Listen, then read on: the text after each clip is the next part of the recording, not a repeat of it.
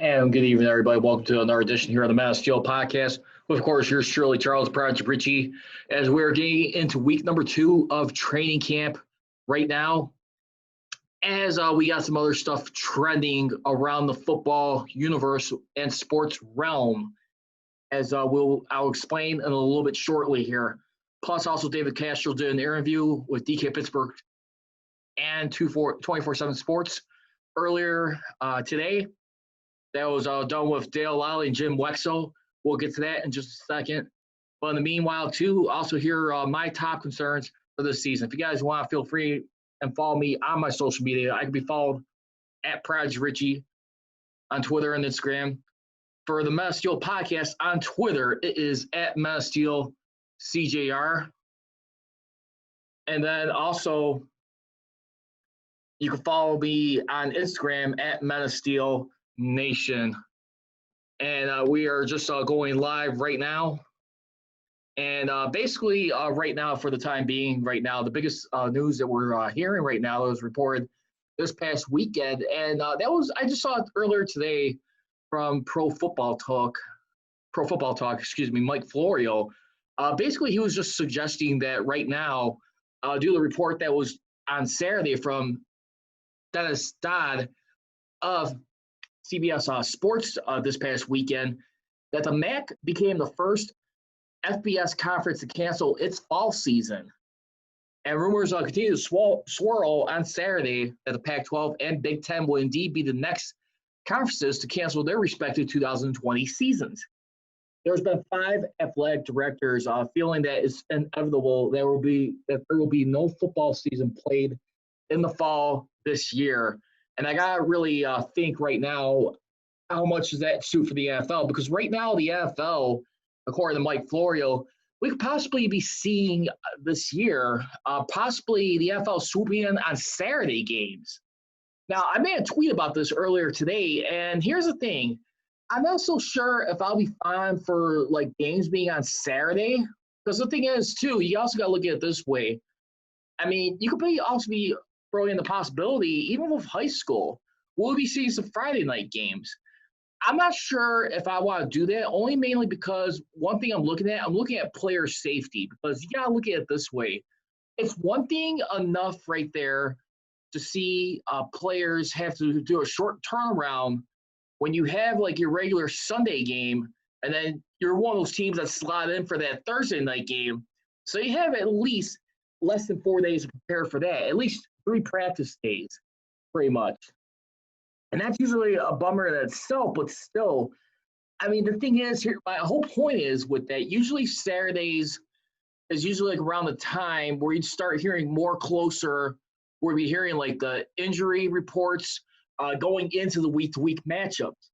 And I just want to know how much time would that be accepted throughout the league right there if a player is not going to be playing in a game or not.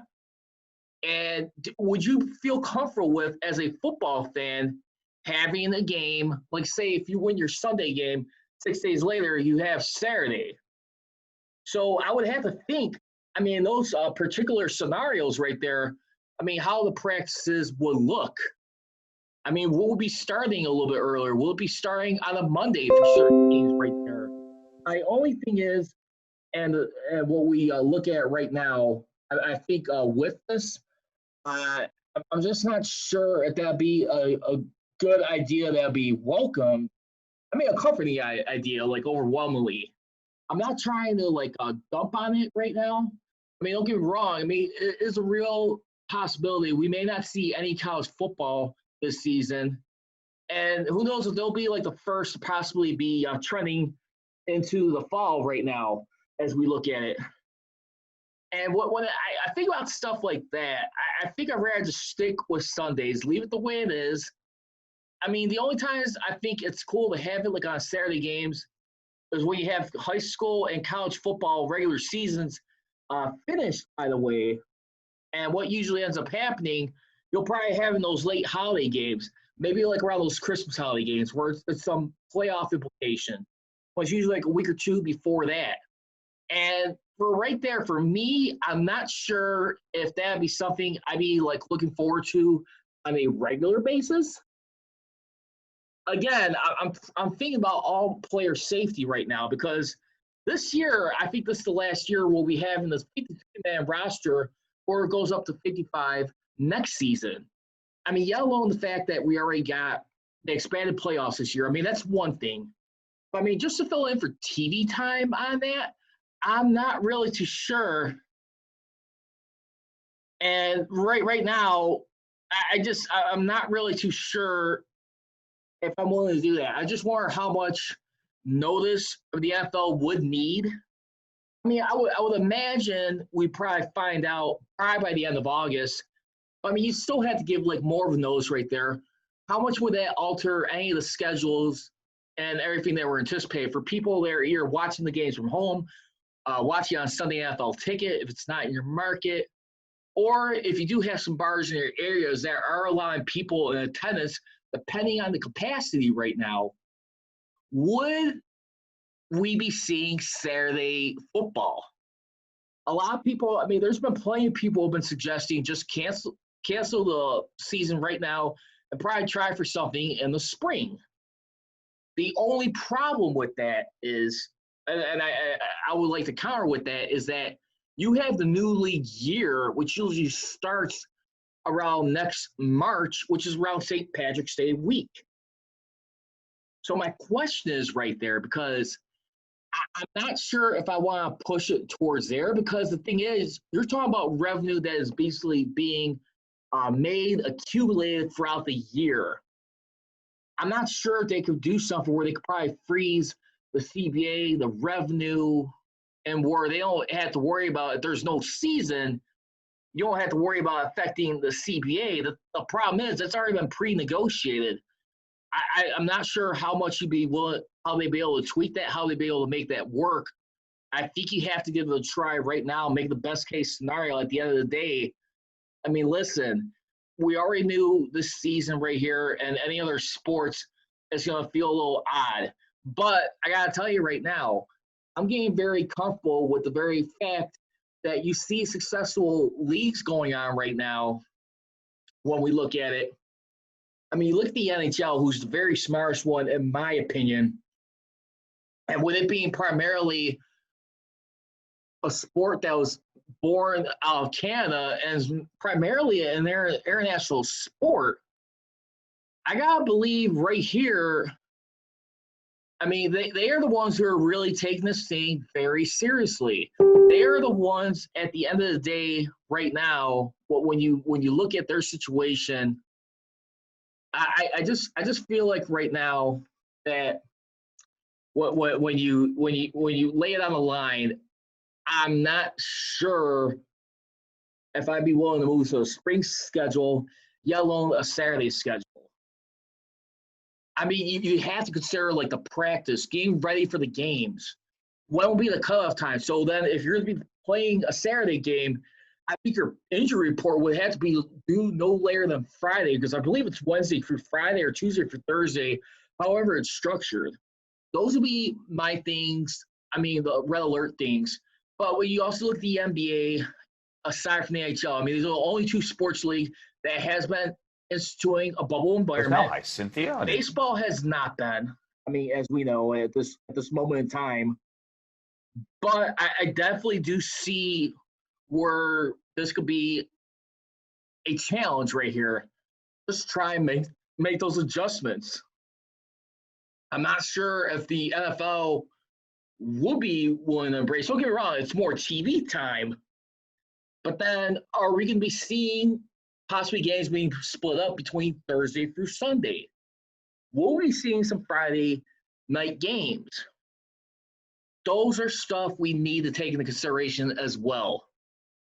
Again, for those of you that are just joining us right now, this is Charles Prodigy Richey here, host of On Deck right now. We're on the Metal Steel podcast at this point in time right now. We're talking about the possibility of the NFL swooping in on Saturday games if the NCAA football decides to cancel their season altogether. I mean, we already heard the MAC conference cancel their season pretty much, which was reported on Saturday. And here's some of the quotes right here from one of the athletic directors who said this. The eligibility piece is the most important thing to figure out first and foremost. End quote. I don't know what meaningful season we can put together in the spring that will make people willingly earn a year of eligibility. And that's a very fair point, too, because then if you do that, what's going to happen with people that are trying to qualify for the draft? What do you do right there? Another question you have to look at in our scenario, too, what about the combine? Are we going to be seeing for the first time a virtual combine? Because the combine was pretty much the last live event before things started to go viral with this pandemic as far as in the U.S. I think those are definitely some traits right there when we take a look at things. Because the thing is, how are teams going to draft players? How soon can an athlete, will they be allowed to sit out the season? Can they just elect to go straight to the combine, get their stuff ready for scouts, executives to take a look at them? That'd be my thought that will come into mind. You bring all these scenarios, and like I said, I think that is definitely something very significant, because if you're a team who's looking to get better and try and draft some people, what kind of quality players would that leave for the Steelers, who are looking to drop some decent picks in the top 100, or any other NFL team? These are the scenarios that pop up, because I definitely think right there, if the college football season decides to cancel their season, that could be very significant for draft purposes, and it could definitely be a whole lot of a mess right there. And then, like I said, the biggest thing, players have been complaining about to the league that Commissioner Rob Bell has vowed to correct once he's got in office. He's going into his 15th season, but player safety, that almost seems to be like a laughable term by the players in the union when they look at it. They definitely feel like they get stabbed in the back with regards to that. So I want to hear your thoughts right now. Please feel free to leave me a comment.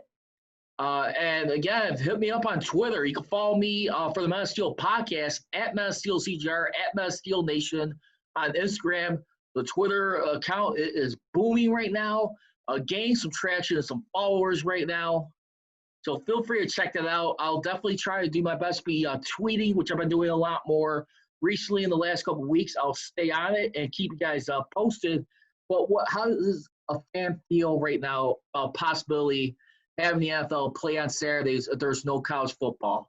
How does that feel for you as a college football fan? Does that take the heart out of your Saturdays right there? Do you want to be watching NFL games on Saturday when it's usually traditionally a college game? Would you rather keep it the way it is? Tell me, please. I want to hear for you, the fans, right now, to engage right now at this moment in time. And if you guys ever decide to call in on the show, if you guys ever wish, feel free. The number is 312-209-2232. Again, that is 312-209-2232. We're going to be into many much more real quickly. And right now, I want to get into something right now. We got David DeCastro, who is actually speaking with Dale Lolley and Jim Wexell, among others, from DK Pittsburgh Sports and 24/7 Sports, about how they're trying to overcome a very disappointing and challenging 2019 season, which has been horrific in itself. Losing your star quarterback during the Week 2 game against the Seattle Seahawks. And don't forget, the Steelers got fined going into that game for not reporting Ben Roethlisberger on the injury report or any kind of reference. I think they got fined like $250,000, I want to say. And that was not good right there. So the NFL, the league, they're definitely paying attention to that. You know how they can be sensitive if guys are not being reported properly on their injury reports. And I think that was definitely something right there. When we look at it, I think that is something right there they don't like messing around with. They don't like people feel like it's hiding. And I guess that's probably, like I said, they could feel like they could become after. I mean, in that regard, when we look at things. But like I said, let's find out how things continue to move around at this point. We are just getting started here on the Man Steel podcast right now. You can check me out also live on the Instagram stream at Man Steel Nation here. And definitely want to hear some more thoughts as we get ready to get into this right now. And speaking of David DeCastro right now, basically he was just, when asked about Ben Roethlisberger, he says, I think the thing with Ben is not that he isn't a talented player in his own right, it's what he does for the people around him. He has the ability to make you play better because he expects it, end quote. As he said earlier today, true leaders aren't just good players. You have to have that ability, but they demand you play your best when they're out there. You fall in line. He has that presence in the huddle. The more I've been around him over the years, he has that. We're all enjoying it. We're getting old. It might be Al's last year. Pouncey and I are getting old. Who knows what is going to happen? We are just trying to enjoy it as much as we can. And when you look at it too, because don't forget, I mean, you got Matt Filer right now, who's getting ready to be moving into left guard for this season.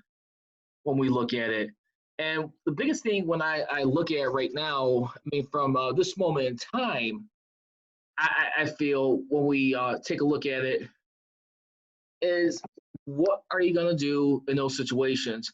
How are you going to be able to catch it and find a way to maintain this momentum right now that you got your quarterback back? You still believe you could definitely be a legit Super Bowl team. And when we take a look at things here. And right now, when we take a look at it here, I mean, how do we continue to fix this here? What is the biggest thing that we look at right now in these situations?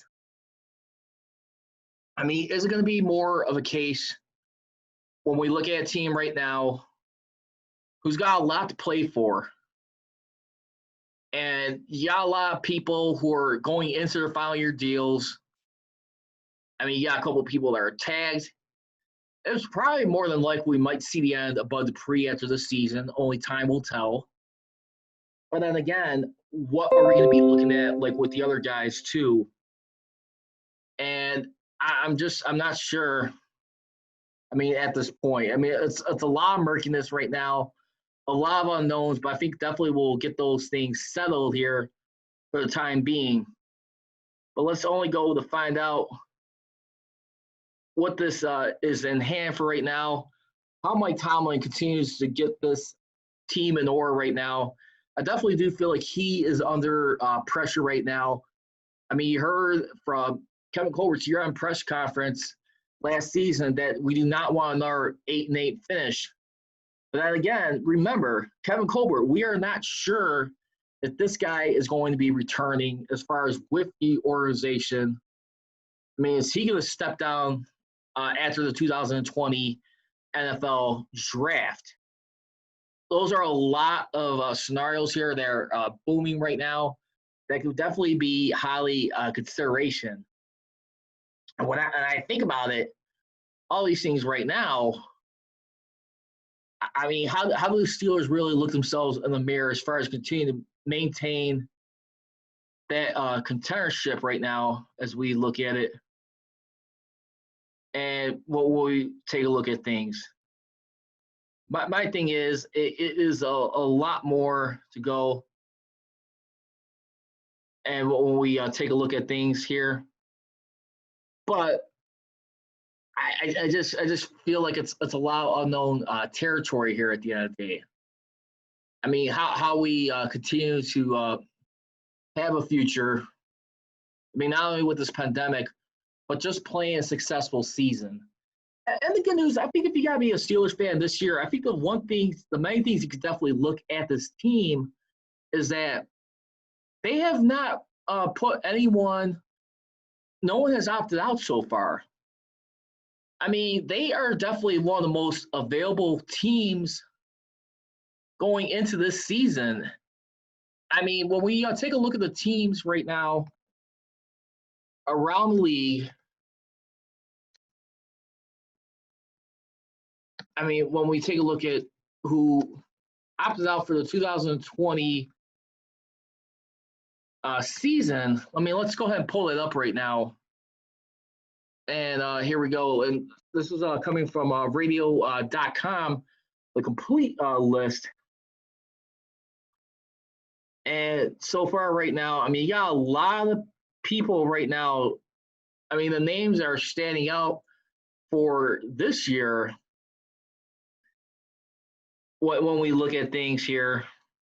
We definitely got a bunch of guys here from the Patriots who are definitely opting out. I mean, you got Eddie Goldman of the Chicago Bears. I mean, defensive tackle. We also got Andre Smith, offensive lineman of the Baltimore Ravens. Marcus Gilbert of the Cardinals, former Steeler right there. That's another guy who's decided to opt out. And a lot of concerns for how they're feeling. I mean, a lot of these guys who've been like willing to take like the risk separating from their families. I'm noticing we might be having a little bit of issues with the live stream. If you guys do miss this show, don't worry. I will definitely podcast that.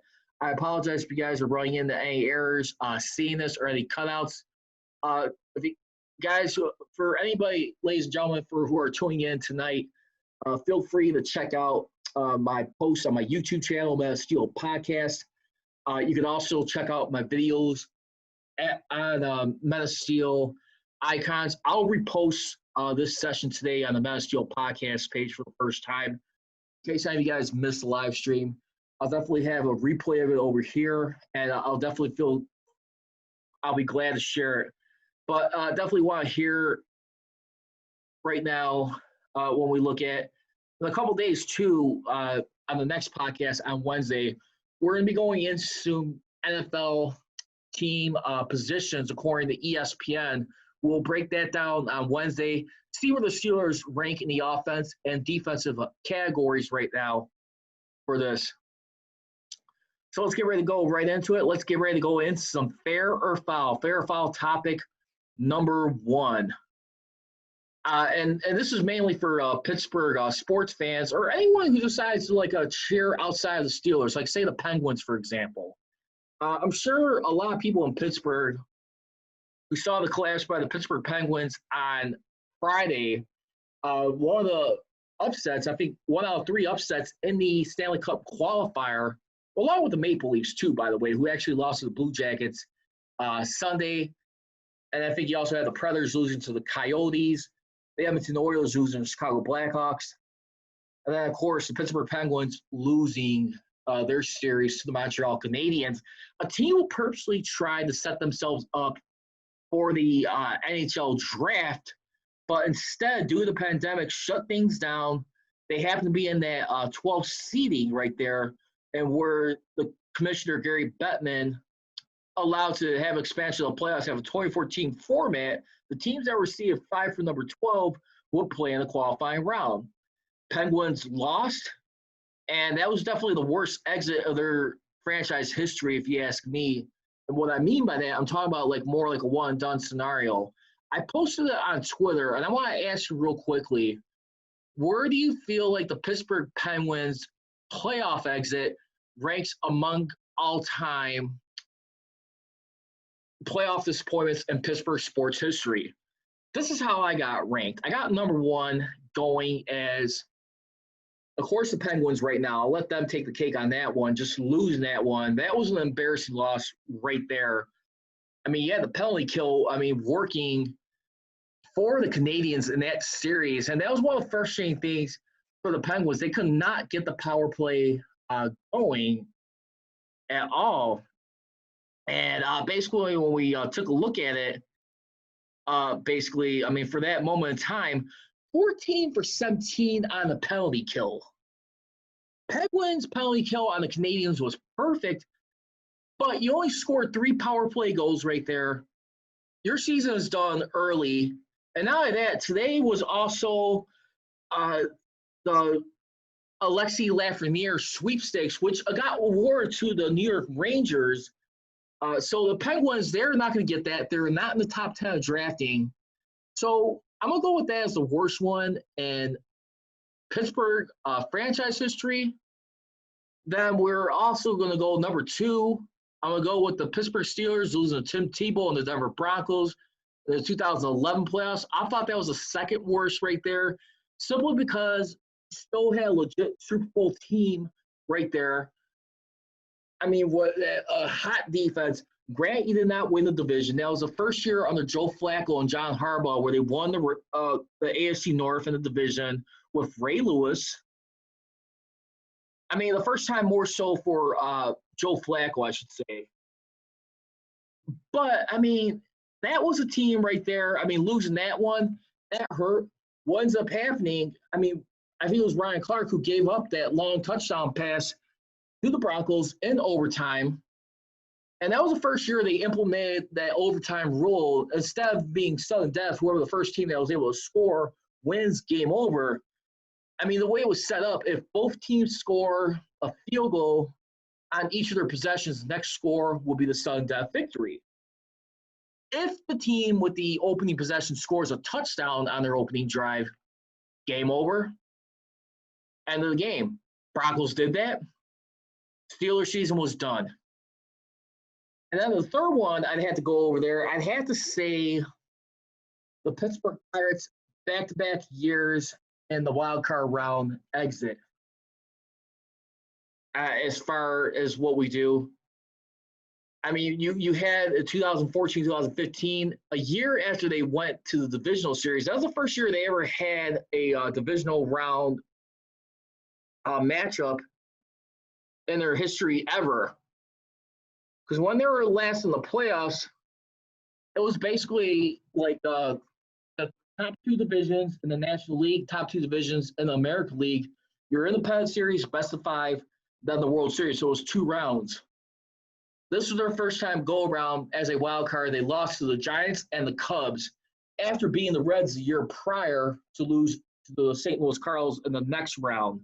Let's look at it. I got some folks joining up here on the Instagram live stream. I got Pete Abelos, Sean Lennon here, YoBoy_gold, and Kui Cooper. Thank you guys very much for joining right here. And then the last one, the 1982 loss to the San Diego Chargers against Dan Fouts. Now, I know a lot of people, when you hear Pittsburgh Steelers losing the Chargers in the playoffs, you're thinking, why are you saying 1994? I mean, the one where Bill Cowher right there, I mean, which would have been the Hall of Fame this past weekend, if not pandemic. I mean, him, Troy Polamalu, when having their moment, then you would have Donnie Shell in September. But a lot of people are still upset over the fact that they could not advance to Super Bowl 29. They're hosting a warm weather team in Pittsburgh, which you're expecting to be like a cold weather day, but instead that day felt warm weather, which Bill Cowher admitted himself was not a good sign for whatever reason. And they ended up losing that game. And I think it was like 5 extra yards or whatever. They came up short, however it was. But still, that was a heartbreaking end in a lot of Steelers fans' minds. I mean the 1982 one, and simply for this reason. One, it was the end of Terry Bradshaw. Because remember, in training camp prior to that year, because even though the season did play, it got reduced from 16 to 9 games. You missed like over 2 months, basically. And then the Steelers, they finally snapped a 3-year playoff drought in that year. So they finally returned. This is the first year without Mean Joe Green and Elsie Green, but don't forget, they retired the previous year. So in this strike-shortened year, they lose one and done to the San Diego Chargers. And what was one of the lasting things in that game, too, Bradshaw had turnover late in the game. They ended up losing that game. As far as we look at it, let's take a look at that historic game right there. I just felt that was significant. I mean, don't get me wrong. I think the 94 Chargers loss, I mean, me and Brian Diardo argued about this one. I remember we did our all-time Steelers team about over a month ago. He writes for CBS, and basically he just felt that was a horrible collapse by the Steelers in that game. But in that 1982 year, Pittsburgh Steelers actually went 6-3. They went on to lose that game 28-31. So I think it was a field goal that actually did them in. I mean, in that game, and I'm trying to see if I can pull up any of the play-by-play, but still, I mean, that was a heartbreaker right there. Brad only came back in for one more game the following year because this throwing elbow was so severe. Chuck Noll was okay with letting him sit out, take whatever time he needed to heal up. But, I mean, I just think for that memory alone, it was the last time we really got to legitimately see Terry Bradshaw that season. I mean, he even says, too, remember, about a couple months ago on one of my podcasts I did back in April, he said if he would have had to play for that year, it would have been a long season of pain for him. And I'm not sure if that season, 1982, if that full season would have went on, you probably see Bradshaw miss quite a significant amount of games. And I just really feel like when Bradshaw moved on, aside from Mean Joe Green and Elsie Greenwood, that was the last of the legitimate Pittsburgh Steelers championship run. Even despite the fact 2 years later, they won the division back-to-back years, beginning in 1983. I mean, they were still one and done to the LA Raiders in the first round, but they beat them in the final game of the season and were able to get back into the playoffs in 84 and came up so far only to lose to Dan Marino and the Dolphins for the right to go Super Bowl 19. So a lot of people would definitely argue that was a close year, but I still think just because it was legitimately Terry Bradshaw's last effective season, whatever gas he had left in the tank, he was hurting for certain a lot.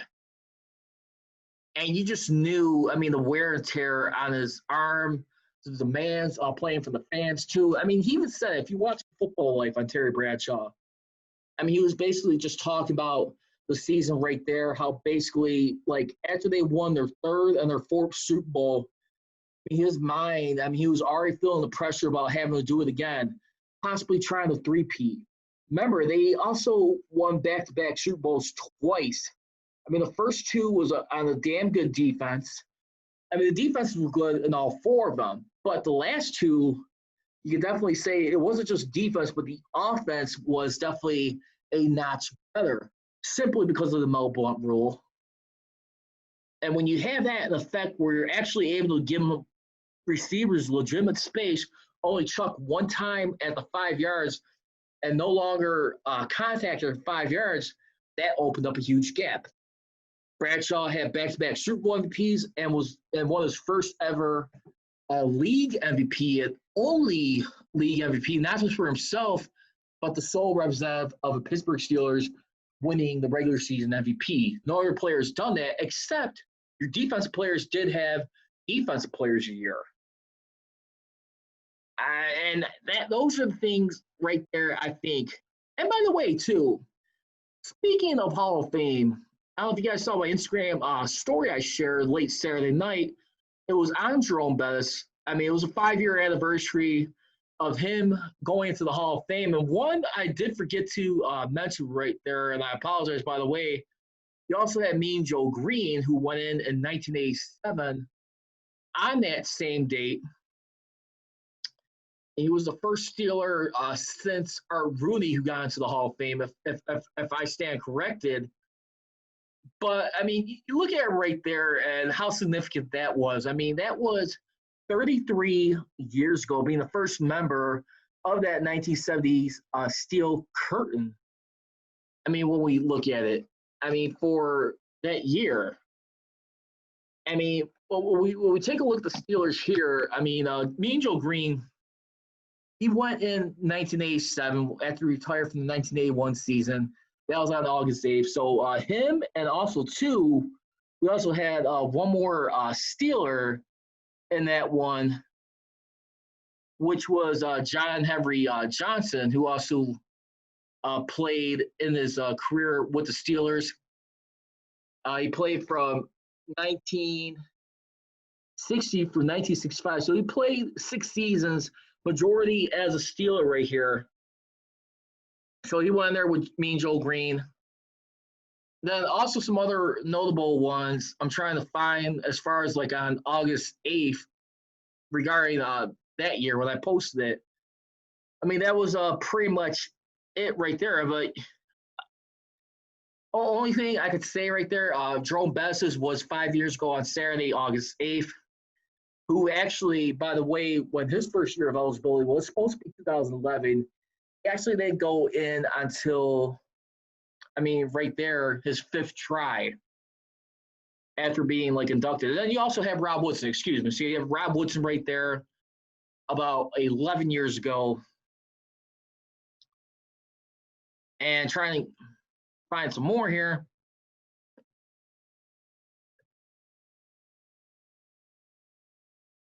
That's all I can find right there. So there you have it. Let's get ready to go ahead and close this thing up with fair or foul right now. Are you buying the fact that there will be some NFL games played on Saturdays this year?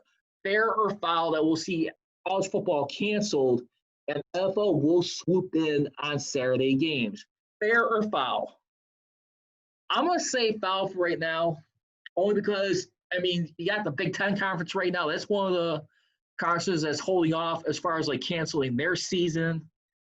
And I think they definitely want to play things out here. I mean, you got to see what's still on the table, what's available, still what's doable. But I'm not sure if they're ready to air that reality just yet. And I just got to believe right now when you look at it, like I said, I think the players' union, they definitely want to be looking at player safety right now. And I think they will fight tooth and nail if they're going to be playing Saturday games. I'd say keep it the way it is. Keep it around till like the Christmas, like that final month of December when it gets closer to Christmas time right there. Or shoot, you can even do it like around Thanksgiving if you want. If you want to push it like a month earlier, probably say starting from Thanksgiving on, go like have a couple of games on Saturdays. I'm not sure if I'm ready to have like a full Saturday schedule just because NCAA college football may or may not elect to have it right here. Thank you for all the people that are joining me here. Also got T Friday 33. Thank you very much for joining here. If you guys, like I said, if you guys got any comments about the NFL being on Saturdays in place of college football, I want to hear from you. Please let me know as we look at it. So I'm going to say foul for right now. Let's wait and see. But, and again, you know, I'm more of an NFL guy than anything. I'm not really so much college football. But, I mean, I don't mind watching a game or two there, but NFL is really my true love. I don't know about anyone else. That's pretty much my sport I like a lot more. So, and then last but not least, fair foul, topic number 2, with the Pittsburgh Penguins losing the Stanley Cup qualifying round, which is the worst in Pittsburgh sports history? I already gave you my rankings earlier. I say the Penguins' loss is definitely the worst of all time, followed by the Pittsburgh Steelers losing to Tim Tebow and the Denver Broncos back in the 2011 AFC wildcard round. Granted, they did not win the division. Ben Roethlisberger got injured late in the season. He was a little gimpy down the stretch. Plus, in the final game of the season, he lost with Sharp Mendenhall. So he didn't really have much of a running game going into that game in Denver at that point. So that was another bullet shot to them right there. So, I mean, just the way they exited, losing it overtime after coming back and tying that thing up, I mean, they could have still went probably one more round or two. And then after that, I'd say the back-to-back years when the Pittsburgh Pirates lost in the wild card round. After they won the wild card round for the first time in 2013, being the Reds going on to lose to the Cardinals in the division series. But 2014, 2015, they lost to a Giants team who went on to win the World Series, and then the Chicago Cubs in 2015. That's my number 3 one. And number 4, the 1982 playoff loss, not the 1994 one. I mean it when I say this. The Steelers losing to the Chargers, which is pretty much stick a fork in Terry Bradshaw's career right there, even despite the fact he only played a quarter, not even a game against the Jets, but he did enough to put the Steelers in position and help them clinch a playoff spot. So again, my recap: Pittsburgh Penguins losing to Montreal Canadiens in the Stanley Cup qualifying round. They're not in the round of 16. They're wiped out. Plus, you don't get Alexei Lafreniere. That was announced on NBC Sports Network and NHL Network. That's to be awarded to the New York Rangers. Number 2, I'm having the Pittsburgh Steelers lose Tim Tebow and the Denver Broncos 2011. Back-to-back wild card rounds by the Pittsburgh Pirates against the San Francisco Giants and the Chicago Cubs. And last but not least, the 1982 playoff losses, Dan Fouts and the Chargers. Those are my top 4 worst Pittsburgh playoff losses of all time.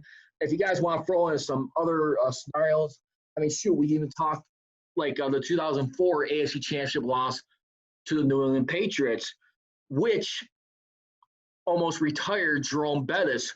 Jerome Bettis, I mean, remember after that game, I mean, the players were already feeling that, I mean, this was going to be like his last season. They pretty much, I mean, announced to the guys in the locker room that he was going to step away. And a lot of people were broken up in tears. I remember reading a newspaper here home at Chicago, and I was just seeing that, and I was deeply saddened hearing that. I was so heartbroken for him and that team. But thankfully, I mean, later on, as everything went along, he decided to come out of retirement. Well, or stop himself from retiring, decided to give it one more try. Don't forget, too, that year, I think he also had a premature baby that was born that year. I mean, he mentioned that in his Hall of Fame speech right there, and he said that was definitely a motivating factor for him to try and give it one more go around. And I thought that was very beautiful and touching right there. So for them, not only that, you go for the roller coaster ride of losing the AFC North to the Bengals, and then not only that, too, they forced themselves in a position where they had to go the toughest route possible to get into the playoffs. They won out the remaining games of their season. Bill Cowher wiped the whole chalkboard clean, the whiteboard, basically. They got a rematch with the Bengals in the wild card round. They ousted them. They got revenge on them. They also beat Peyton Manning and the Indianapolis Colts in the RCA Dome after getting embarrassed on Monday Night Football. But again, Peyton Manning was that good, but not in the playoffs at that point. I mean, a year later, he finally won a Super Bowl. Not that year. Had to hold off just one more year. Thank you so much. And then just to beat the Broncos and win the Super Bowl in your hometown. I mean, that was also, aside from his daughter, I mean, coming back, the Super Bowl being his hometown of Detroit, he did not want to miss that opportunity right there. And I think his daughter definitely pushed it over the top. I mean, just seeing that fight in her, and God bless her. I mean, I believe she's still doing well, but I thought that was very beautiful right there. It was not only your hometown, but family. You can definitely say family was a motivating factor for Jerome Bettis to get one more try. You get the one for the fun. You retire after getting the Super Bowl trophy in your hand and decide to hang it up. That's the way you do it. That's the way you end the career. You go out on top. And I'm going to go out on top for this night, and that's going to do it for this edition of the Men's Steel Podcast. I want to thank all of those of you for joining me. Sorry if you came in any technical problems looking on the live stream. So please leave me a comment. Feel free to like the page. And in case anyone wants to follow the Men's Steel Podcast page on Facebook, it is Men's Steel Podcast. Once you like it, if you guys want to follow it with the handle, it is @Men-A-Steel-Nation. And the same thing on Instagram. On Twitter, you can follow me for the Men's Steel Podcast @Men-A-Steel-CGR. And then my primary Instagram and Twitter handles, it is @Prodigy Richey. And that's going to do it for tonight. Thank you, everybody, for a wonderful time. I'll keep in touch with you guys. And I'll always leave you. Don't be trolling. Be rolling.